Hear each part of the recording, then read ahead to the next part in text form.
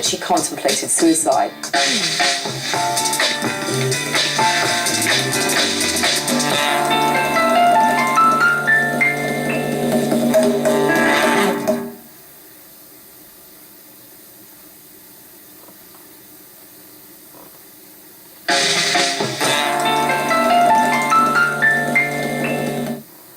Easily shifting from serious drama to side-splitting comedy, Hallie played the small but enthusiastically received role of sexy secretary named Sharon Stone in the live-action film The Flintstones.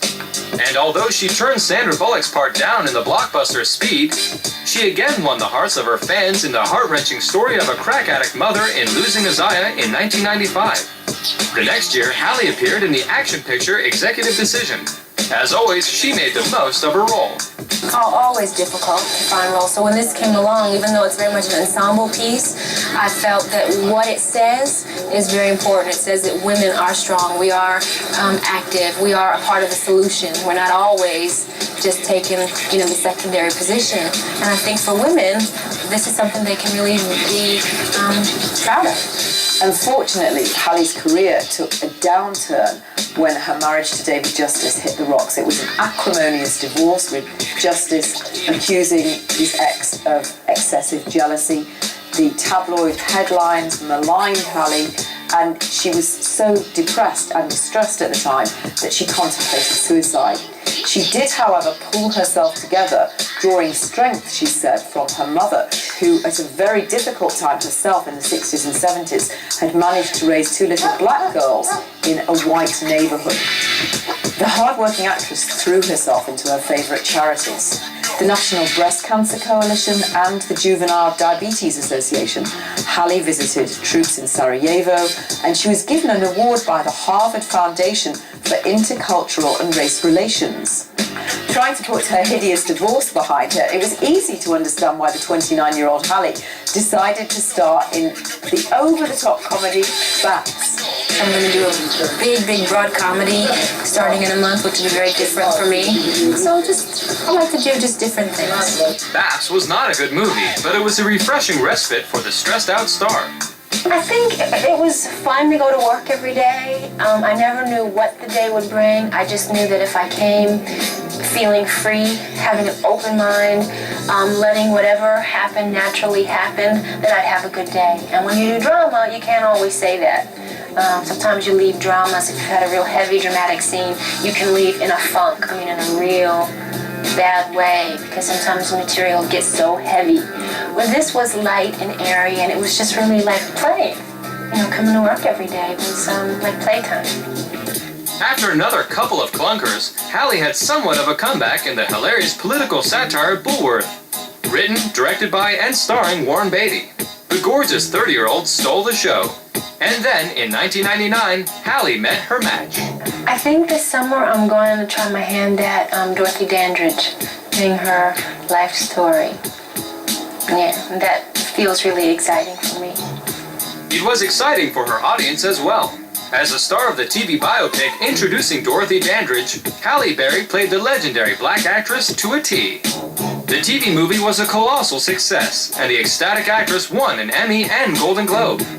When others might gloat, Hallie remained humble. I think awards are important as long as you keep them in perspective and know that a lot of politics can go into awards sometimes. And if you win an award, it doesn't mean you are the best. And if you don't win an award, it doesn't mean you're not the best. I think if you win an award, accept it graciously and know that next year it'll be somebody else. And if you don't win it, then hope to win it one day. And know that if you don't, that is not the yardstick in which you should measure your talent by. Hallie's personal life was looking up as well. The 31-year-old actress became engaged to musician Eric Benet on her birthday in 1999. The couple had met at one of his concerts a couple of years earlier, but they'd been dating discreetly because she didn't want to go through the same thing in public. And this time she decided to wait before plunging into anything. But less than a year later, in February 2000, Hallie was making tabloid headlines again. The sexy star ran a red light on Sunset Boulevard and caused an accident. She didn't stop. Instead, Bleeding profusely, she drove herself to a hospital.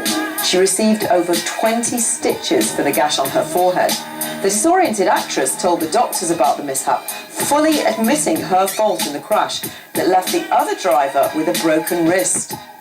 She had to pay a $13,500 fine and serve 200 hours of community service.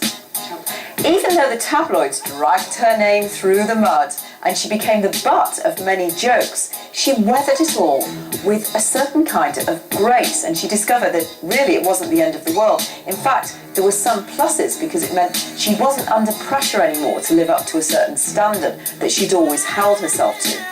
And so a person who grows up in an all-white neighborhood or attends an all-white school who is a person of color is constantly being reminded of their race and takes on a burden, which is really an unfair burden of representing the entire race and having to live up to a higher standard than the rest of the people. By this time, Hallie had really developed a thick skin. She went on to star as Storm in X-Men, the comic book-inspired hit that was hugely popular. She controls the weather with her mind. That you know about her, but what you really don't get to know about her this time around is she's very much sort of the earth mother of the group. She's very grounded and I think somewhat spiritual, and she's a teacher. She teaches at the school, and it's her mission to sort of help educate, and hopefully through education that will make people more tolerant of the differences of all people, and especially mutants. Knowing how invasive the tabloids are, Hallie and Eric married in a quiet, secret ceremony in Santa Barbara on January the 19th, 2001. There were just a few guests present. And Eric's 9-year-old daughter, India, the little girl's mother, had tragically died when she was just 2 years old. Hallie was thrilled to play the real-life role as a mother when she adopted India. The two were frequently seen around town enjoying each other's company. The actress felt that it was important not to let Hollywood infect her new stable family life. I have a daughter and a husband, and I think it's very important that we have a sense of who we really are and not get caught up in the movies and the characters and the fakeness of what the life, offers up, and we always stay connected to what's real in our life. And you have to work at making that more your reality than not, especially when you live in Los Angeles where it all lives and breathes, Despite the progress she made over the years, she had become more confident. She still really saw herself as a